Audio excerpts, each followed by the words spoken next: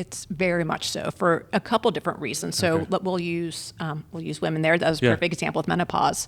So women's sleep does change around perimenopause or menopause. So perimenopause may start as early as 10 years before you actually go through menopause. So you may not even realize, hey, that this is what's going on. So you can have hormonal changes that happen because of it, which can definitely impact your quality of sleep. Right, you can have hot flashes and other things, but also you have sleep disorders that also tend to become higher or more prevalent during that time. So restless leg syndrome, insomnia, sleep apnea. So women often present with sleep apnea differently than men. Okay. They don't tend to have the loud snoring, gasping for air. They may not be the stereotypical thing you would think about with someone who has it, but often they tend to have more insomnia issues with it, fatigue, waking up to go to the bathroom, morning headaches, and it may not get recognized that may be what's driving some of the sleep issues.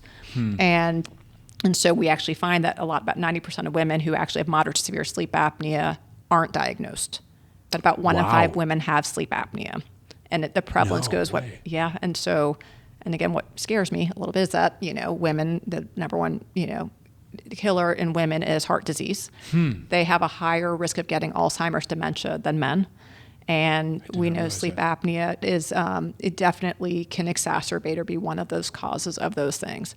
But with that, sleep does evolve and change. And so being aware of that is important. It doesn't mean everyone who goes through menopause is going to have those things, but it's just being aware of, are there other symptoms going on that this may be part of? Yep. And behaviorally, what do I need to do as well so that this interruption here doesn't become a lifelong issue? Yep.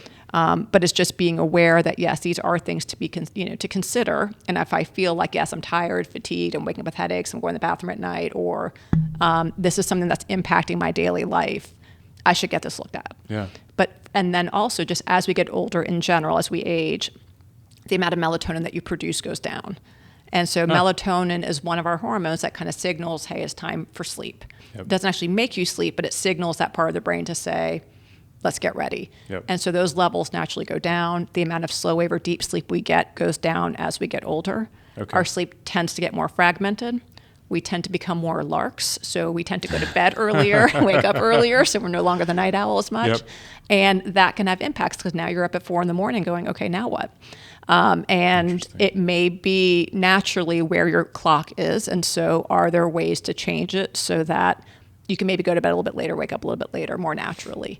But it's being aware of those changes. And then, of course, as we get older, we develop health issues that may impact your sleep Yep. or stressors and all the other things. And environmentally, what are we doing that also may exacerbate it?